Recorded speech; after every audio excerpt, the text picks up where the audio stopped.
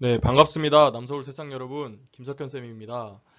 오늘은 우리가 지난번에 배웠던 팝스에서 다양한 체력 요소들을 어떻게 측정하는지 알아봤다면, 이번에는 그러한 체력 요소들을 기르기 위해서 우리가 어떻게 운동을 해야 되는지 그런 트레이닝 방법에 대한 내용을 배워보도록 하겠습니다. 그러면 건강한 신체와 건강한 정신을 위한 트레이닝 방법 시작해 보겠습니다. 먼저 목차를 살펴볼게요. 네, 죄송합니다. 이게 진짜 목차입니다. 트레이닝은 무엇이고, 왜 해야 되고, 어떻게 해야 되는지 세 가지로 나눠서 살펴볼게요. 자, 첫 번째, 체력이란 건강 체력과 운동 체력이 있습니다. 우리 지난번에 측정했던 팝스는 학생 건강 체력 평가였죠. 자, 건강 체력은 건강하고 활기찬 생활을 위한 기본 바탕이 되는 체력. 우리 일상생활과 연관이 많이 되겠죠. 운동 체력이란 스포츠에서 요구되는 기술을 효과적으로 발휘하는 데 필요한 체력. 네, 운동 상황과 더 연결이 많이 될 거예요. 건강 체력에는 근력, 근지구력, 심폐지구력, 유연성, 신체 구성. 자, 운동 체력에는 순발력, 민첩성, 평형성, 교치성이라는 것이 있다. 자, 그러면 선생님이랑 수업을 했을 때 조금 집중해서 들었던 친구들은 선생님 우리 팝스에서 근력, 근지구력 평가했고 심폐지구력, 유연성, 신체 구성 그리고 순발력도 측정했는데 순발력은 운동 체력에 들어가 있네요? 라고 물어본 친구가 있을 거예요. 네, 맞습니다. 먼저 우리가 건강 체력과 운동 체력을 명확하게 자, 이거는 건강 체력이야, 저거는 운동 체력이야 라고 구분을 짓는 것도 사실상 크게 의미가 없고 그렇게 구분하기도 어렵습니다. 그리고 또 건강 체력은 우리가 일상생활과 연결이 되기 때문에 일반인에게만 중요하다. 운동 체력은 운동선수에게만 중요하다. 그런 개념과는 또 거리가 멀죠. 자, 건강 체력, 운동 체력 모두 중요하고 그 안에서도 여러분들, 학생들에게 더 중요한 학생들의 삶과 더 연관이 깊다고 생각되는 체력 요소들, 건강 체력과 거기에 순발력을 더해서 팝스를 측정하게 되는 것입니다. 네, 이번에는 그러면 왜 트레이닝을 해야 하는지 그 운동의 효과를 먼저 알아볼게요. 자, 먼저 세 가지로 구분했습니다. 신체적인 효과, 심리적, 사회적인 효과. 자, 앞에서부터 신체적인 효과는 여러분들 선생님이 말하지 않아도 너무나 잘 알 것 같습니다. 운동을 하면 신체가 발달하고 운동 능력이 증진되고 이로 인해서 우리 뭐가 건강해진다 라는 것. 다음 심리적인 효과. 자신감이 증진되고 긴장 해소, 심리적 안정, 활력 증진 및 만족감이 생긴다. 우리가 열심히 운동을 해서 멋진 몸매를 갖게 되면 거기서 오는 자신감이 있을 테고 또는 어려운 운동 기술, 내가 스포츠 상황에서 써먹을 수 있는 운동 기술을 열심히 연습을 해서 그걸 터득을 했다. 그때도 심리적인 만족감이나 이런 것들이 발생을 할 거예요. 그리고 마지막 세 번째, 사회적인 효과. 사회적인 효과는 여러분들이 운동을 할 때 대부분 많은 친구들이 신체적인 측면에만 운동에 효과가 있을 것이다 라고 생각을 하는데 우리가 운동을 하게 되면 혼자 개인 운동을 할 수도 있지만 단체 스포츠를 하거나 동호회 활동을 하면서 다양한 사람들과 상호작용을 할 수 있고 또 특히 스포츠 상황에서는 우리가 스포츠맨십이라고 하죠. 그 상황에서 어떻게 행동을 해야 되는지 올바른 가치관을 형성할 수 있는 그런 바람직한 사회적 태도가 발달될 수 있다라는 것도 운동의 효과 중에 하나입니다. 그리고 여러분들 지금 학생이잖아요. 학생 신분에 맞게 여러분들한테 중요한 것은 학업이죠. 학업에도 운동이 큰 효과를 미친다라는 것 한번 알아볼게요. 네, 여기 책을 한 권 가져왔습니다. 운동화 쉬는 뇌. 운동화 쉬는 뇌가 뭘까요? 네, 머릿속에서 뇌를 꺼내서 운동화를 신긴다. 이런 의미는 아니겠죠. 자, 운동화 쉬는 뇌라고 하는 것은 하버드 대학교 임상정신과 존 레이티 교수가 쓴 책인데 운동을 하면 뇌는 최적의 상태가 된다. 우리 신체에서 가장 중요하다고 핵심이 된다고 볼 수 있는 신체 장기는 뇌라고 할 수 있어요. 우리 심폐소생술 왜 하죠? 뇌를 살리기 위해서 하는 거죠. 우리가 심장이 펌프질을 해서 뇌로 혈액을 보내고 그렇게 하면서 뭐 뇌가 아직 뭐 뇌한테 필요한 영양분을 공급을 하는데 심장이 멈췄을 때 우리가 인공적으로 흉부 압박을 하고 가슴 압박을 해서 혈액을 순환을 시켜서 결국은 그 혈액이 뇌로 가게 만드는 거죠. 맞죠? 대답을 해봅시다. 뇌. 죄송합니다. 자, 우리가 운동을 하게 되면 뇌로의 혈류량이 증가한다. 뇌로 피가 많이 간다. 그렇게 해서 결국에는 뇌가 발달된다. 라는 것이 핵심이에요. 자, 존 레이티 교수가 추천하는 뇌를 위한 운동 방법. 언제 해야 되느냐? 공부하기 전이나 아이디어 회의 참석하기 전. 그러니까 한마디로 머리를 쓰기 전에 운동을 해야 된다. 어떻게? 열심히 뛰어라. 관련된 운동은 뭐 달리기, 사이클, 수영, 유산소 운동들이 있고 이것이 결국에 하고 싶은 말은 뇌 전두엽 기능이 좋아진다. 뇌 발달에 도움이 된다. 라는 것이에요. 여러분들 운동하면 많이 피곤하다라고 생각을 하지만 공부하기 전이나 중요한 순간에 가볍게 움직여주는 것들 그런 운동을 통해서 뇌가 조금 더 활성화될 수 있게 하자는 의미입니다. 운동이 그만큼 신체적인 측면뿐만 아니라 우리 두뇌 발달에도 도움이 된다라는 것입니다. 자, 그럼 운동을 어떻게 하면 될까요? 체력 증진의 원리라고 나와 있습니다. 우리가 체력을 증진하기 위한 원리.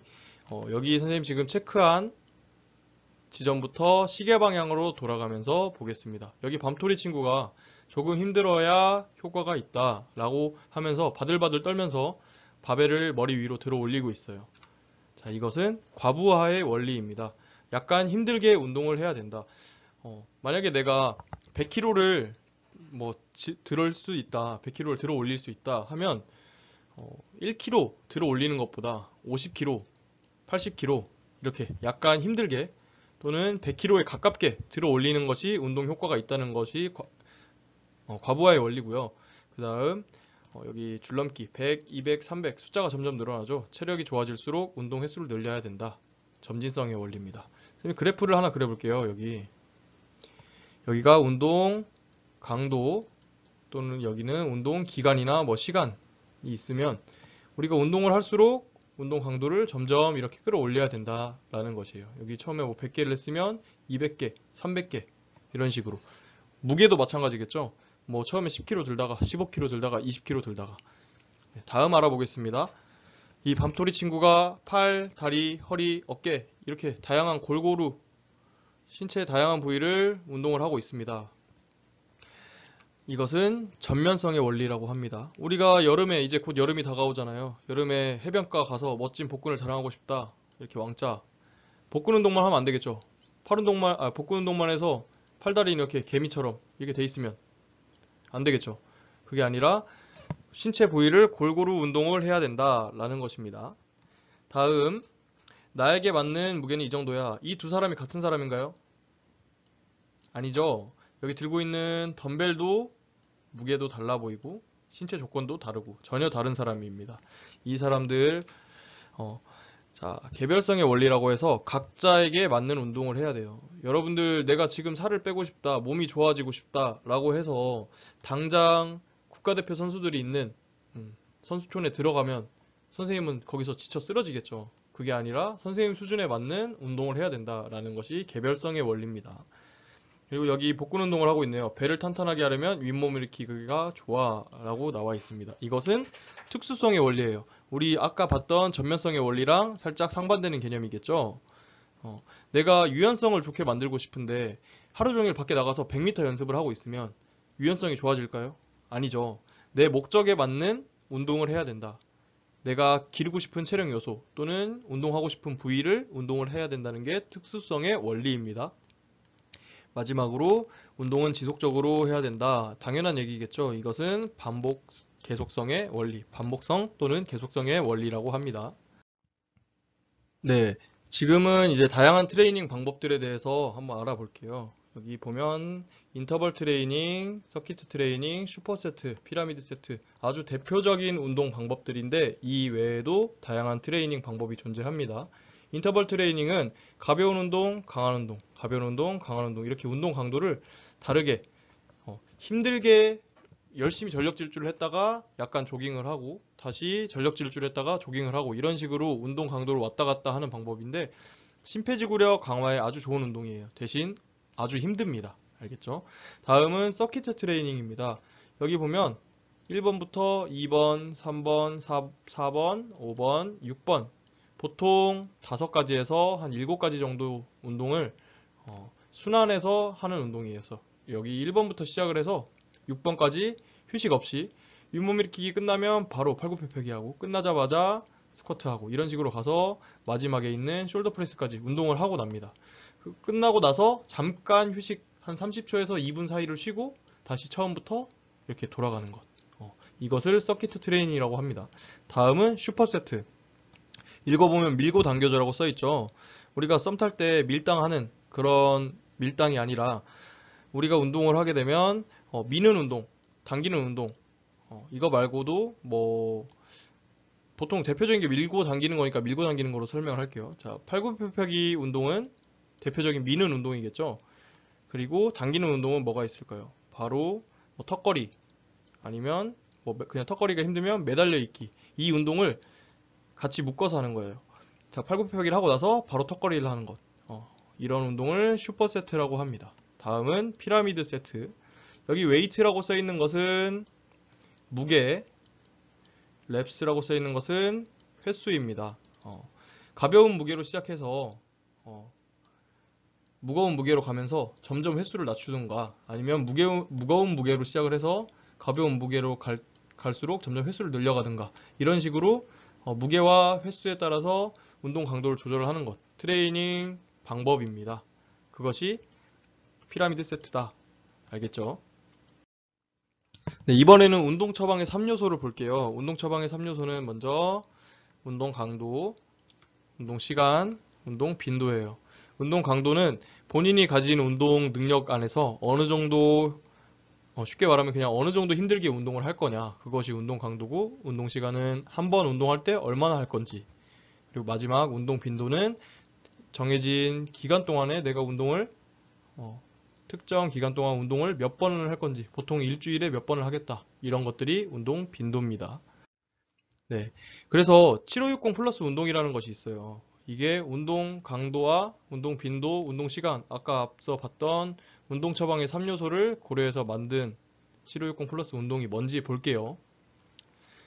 자, 일주일에 5일 하루에 60분 이상 누적해서 신체 활동을 해라. 이게 7560 플러스 운동이에요. 자, 일주일에 5일이라고 하는 것은 빈도가 되겠죠.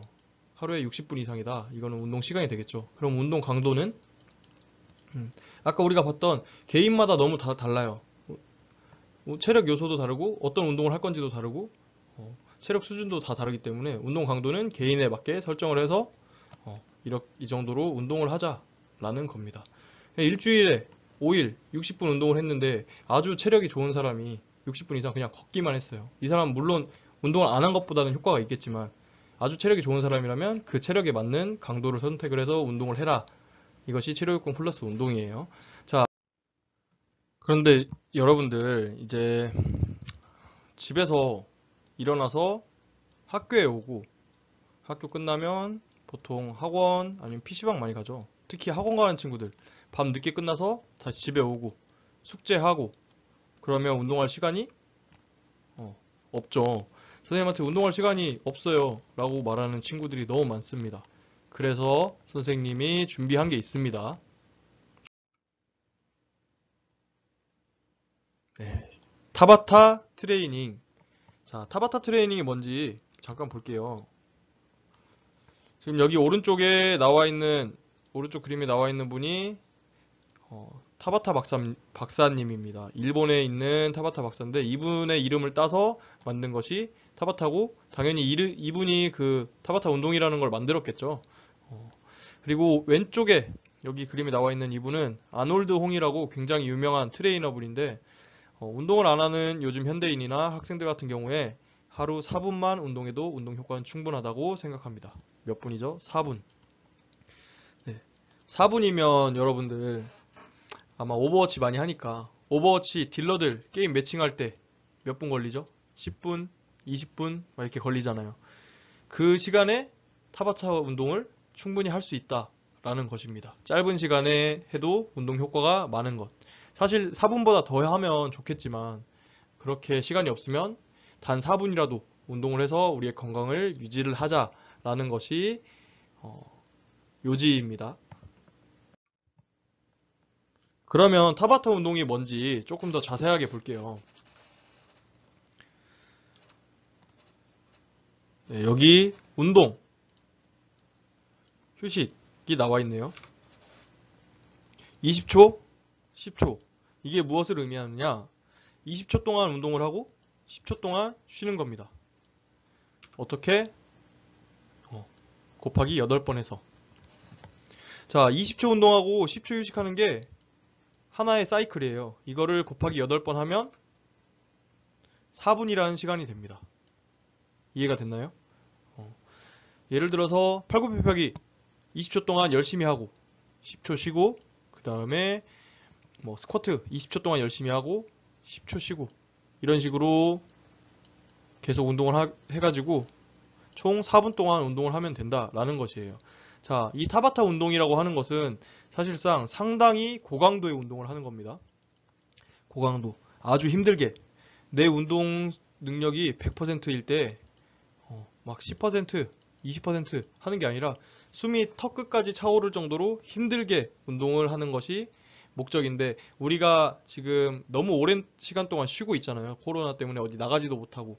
그렇기 때문에 여러분들 차근차근 운동 강도는 끌어올릴 거예요. 선생님이 오늘은 여기까지만 설명을 하고 이 타바타 운동을 실제로 여러분들 또래 친구들이 만든 영상을 한번 소개하고 수업을 마칠 텐데 다음 시간부터는 선생님이랑 직접 운동하고 배워보고 타바타를 해보겠습니다. 알겠죠? 그러면 오늘은 여기에서 수업을 마치도록 할게요. 수고하셨습니다.